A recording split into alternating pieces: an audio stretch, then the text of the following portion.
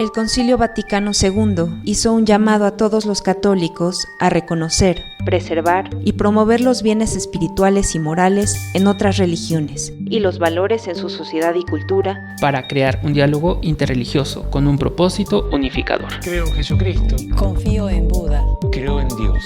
Escuchas el podcast de la Coremag. Segunda temporada. Un recorrido a testimonios de vida de diversos agentes de evangelización, puestos en diálogo con otras religiones como una forma de unir las manos para trabajar por un mundo de paz, libertad, justicia social y valores humanos. Todos somos hijos de Dios. El podcast de la Coremag, disponible en tu plataforma de audio favorita.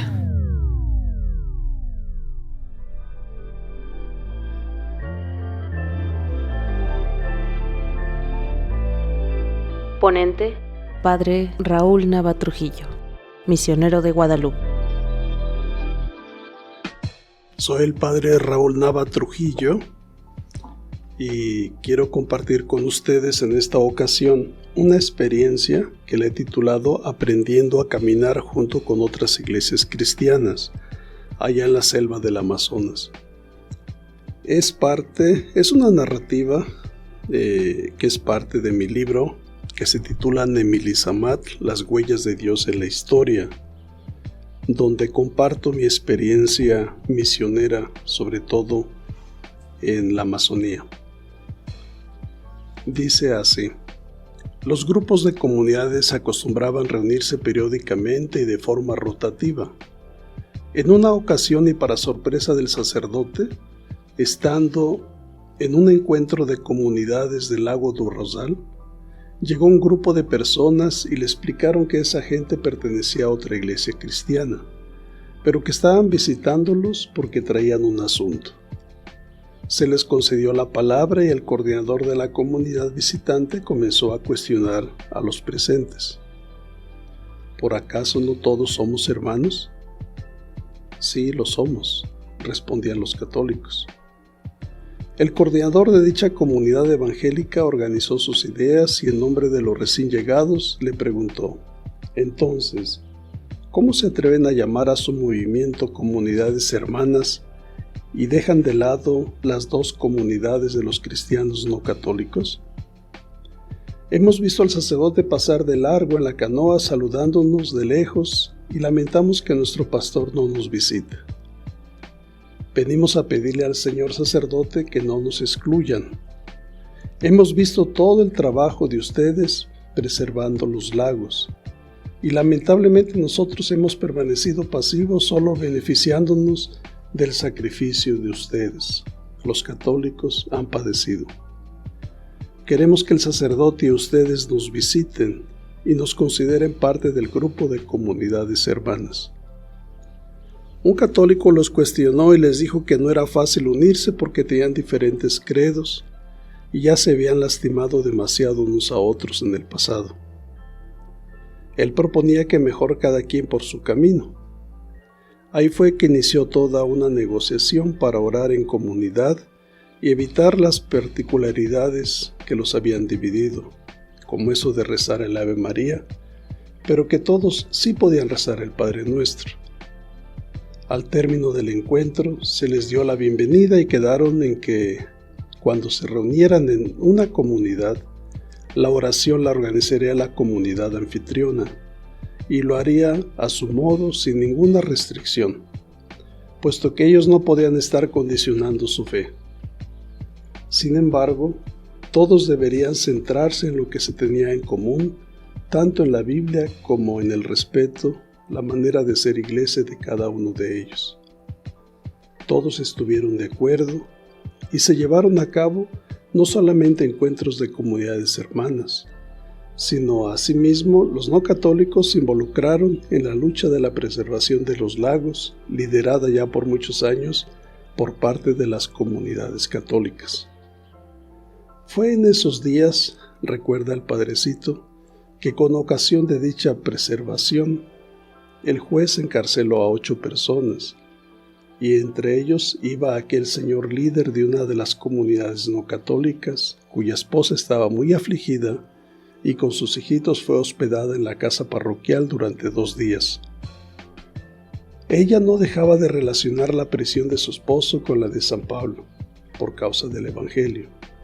El sacerdote la consolaba diciéndole que ya había entrado en contacto con los abogados de la Iglesia Católica en la capital del estado del Amazonas y que en 1 o 2 días ellos serían liberados de la cárcel. Así fue. No solo liberaron a los presos, sino que el juez fue denunciado por no haber seguido el proceso legal como debía hacerlo, y fue transferido a otra ciudad lejana, fortaleciendo con ello no únicamente la lucha de las comunidades cristianas en favor de la preservación, sino el diálogo ecuménico entre aquellas 2 iglesias peregrinando en el lago do Rosal. La noticia llegó lejos. ¿Qué tipo de comunidades son esas que tienen la fuerza suficiente para correr a un juez del municipio? A los pocos días llegó la noticia de que el juez había tenido un accidente automovilístico ocasionado por la embriaguez y lamentable había fallecido. Las iglesias se unieron para orar por su eterno descanso y comentaban entre ellas: nosotros no podemos alegrarnos con la muerte de un hermano. Nuestra lucha no es contra las personas, sino contra el sistema injusto que ha desplazado al ser humano de su lugar central y ha puesto el dinero y otros intereses en el centro de sus atenciones. ¡Qué lección tan bonita para el sacerdote! ¿Pueden miembros de otra iglesia cristiana contribuir a la organización interna de la Iglesia Católica? Dice así: tiempo después sucedió algo inédito e inesperado en Itapiazú, una de las 3 comunidades más pobladas y organizadas del municipio de Urucurituba. De 3 en 3 años, los consejos directivos de las comunidades cristianas eran cambiados. Lo peculiar de esta comunidad era la presencia de 2 catequistas veteranos muy comprometidos con el Evangelio y formados desde un inicio en la prelatura de Itacoachera, Alexander y Teresinha. Estando en la asamblea para elegir al consejo directivo de la comunidad católica en Itapiazú, los cristianos habían hecho 2 planillas o equipos de candidatos indicando quién sería el coordinador y el consejo de cada una de ellas. Cada uno había elaborado un plan de trabajo en favor de toda la comunidad. Este asunto de las planillas se presentaba por primera vez en la parroquia. Ahí lo central era garantizar un trabajo de equipo que ejecutaría el plan de trabajo durante 3 años. Para asombro del sacerdote, lo invitaron a salir del auditorio para platicar brevemente con un grupo de cristianos de otras iglesias de Vila de Itapiazú, que insistían en participar en las elecciones del consejo directivo de la Iglesia Católica. El misionero lo recibió con amabilidad y les explicó que el asunto que estaban tratando en la asamblea era interno de la Iglesia Católica. En realidad, el padre le preocupaba que ellos fueran a ser personas manipuladas por algún partido político y que estuvieran interesados en apoyar a una de las partes en detrimento de la misma organización interna de la Iglesia. Pues en algunas comunidades los miembros de otras iglesias casi siempre apoyaban al partido en el poder, pero se le ocurrió preguntarles: ¿por qué tanto interés en participar de las elecciones del consejo directivo de la comunidad católica? Ellos le explicaron que la Iglesia Católica en Itapiazú era muy fuerte y que había venido trabajando ya durante años en la resistencia y que habían conseguido desarrollar de modo significativo a toda la comunidad. Mencionaron la lucha por la preservación de los lagos contra grandes empresas pesqueras, la organización de los pequeños agricultores en torno de la producción y comercialización, la cuestión educativa y la salud. El sacerdote solicitó que le permitieran volver a la asamblea y preguntar si ellos aceptaban o no recibirlos para exponer su petición. Los visitantes entraron a la asamblea, expusieron los motivos de su visita y la asamblea reunida en pleno aceptó que participaran con voto activo. Las 2 planillas de candidatos presentaron a los miembros de su consejo directivo y el plan a implementar en los próximos 3 años, si ellos fueran elegidos. La elección se efectuó y ganó a aquel equipo que ofrecía un trabajo mucho más integral, incluyendo y significativo para el desarrollo de la sociedad de toda la villa de Itapiazú.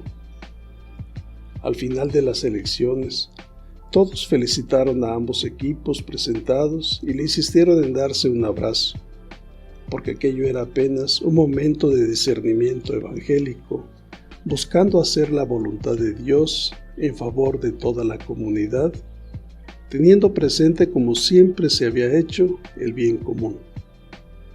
Alguien comparó esa elección con la iglesia primitiva, cuando eligieron por suerte a Matías para reemplazar a Judas y así completar el grupo de los 12 apóstoles. Qué bonito testimonio de una iglesia abierta y que trabaja buscando la plenitud de vida para todos y es capaz de superar la barrera de los credos. Esta experiencia fue muy significativa para el sacerdote, quien comprobaba de nueva cuenta que los cristianos tienen la misión de ser sal de la tierra y luz del mundo.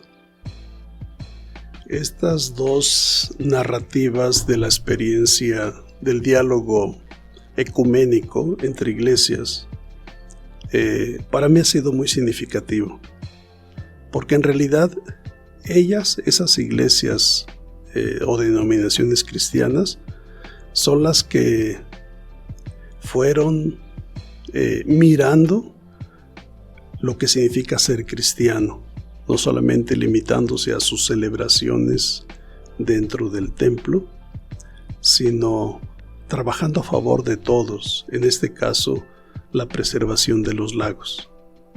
En el lago do Arrozal entraban empresas pesqueras, grandes barcos, llevaban unas redes, le llaman maleadera, de 3 kilómetros y hacía un círculo de maleadera. Entonces pescaban todo tipo de peces. A la salida del lago hacia el río Amazonas acostumbraban parar y clasificar los pescados. Entonces todo el pescado pequeño o que no tenía buen precio lo aventaban fuera del barco y aquello se convertía en un cementerio de pescados podridos, ¿no? Y así, de esa manera, ellos hacían lugar para ir a otro lado y pescar mucho más y llevarse el mejor pescado, ¿no? Que podría ser el curimatá, el tambaquí, el tucunaré, pirarucú, en fin. Entonces, dejaban a la comunidad sin pescado, dejaban, como dicen allá, la pestilencia del cementerio de pescados echados a perder en la orilla del río. Y ellos venían con la autoridad de poder pescar de esa manera. Traían sus credenciales, muchas veces venían junto con los policías, ¿no?, que los custodiaban. Los cristianos tuvieron que ser muy creativos. Recuerdo que en una ocasión se organizaron, hablaron con ellos muy prepotentes dijeron que no, que el lago era para todos y que podían hacer lo que ellos quisieran. Entonces la gente se fue a la entrada del lago y tiró árboles para tapar la salida hacia el río Amazonas. Cuando ellos llegaron con su barco, ahí donde estaban los pescados muertos, no pudieron salir, se echó a perder todo el hielo y tomaron una lección muy buena, ¿no?, de que el mal que estaban haciendo contra los pueblos ribereños que vivían en las orillas del lago era realmente algo inhumano. ¿Sí? Ellos perdieron mucho dinero, se les echó a perder el pescado ahí y ya nunca volvieron. Entonces los cristianos entendieron que era importante estar unidos de una manera pacífica, ayudar a los pescadores, a las grandes empresas a entender el prejuicio que le estaban dando a ellos. En ese contexto es cuando las comunidades cristianas no católicas vienen a nuestro encuentro. Se sentían mal porque estaban siendo beneficiadas sin luchar. Y los brasileños tienen muy en cuenta esto de la lucha. Para ellos es un gran pecado ser indiferente ante alguien que está luchando a favor de todos, ¿no? Eso nos aproximó muchísimo. Entonces yo tenía 7 grupos de comunidades hermanas. Era más o menos un territorio de unos 220 kilómetros a lo largo del río Amazonas.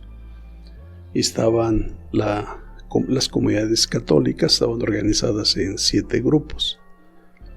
Y esta de Lago do Arrozal, esta se amplió, o sea, eran 3 comunidades o 4, no recuerdo, de católicos, más 2 de la iglesia bautista o adventista.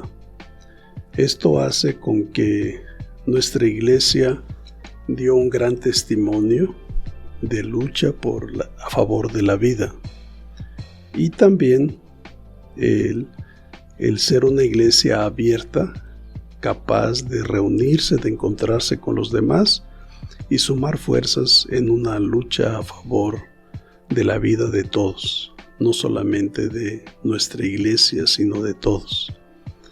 Que Dios bendiga estas reflexiones que estamos haciendo desde la Comisión de Reflexión de la Misión Adyentes, para que poco a poco vayamos haciendo conciencia y vayamos entendiéndonos como una iglesia en salida, una iglesia llamada a caminar junto con los demás. Ahorita que está el sínodo de la sinodalidad, es importante eso, ¿no? Caminar juntos. Y caminar juntos es un gran reto. Que Dios los bendiga mucho.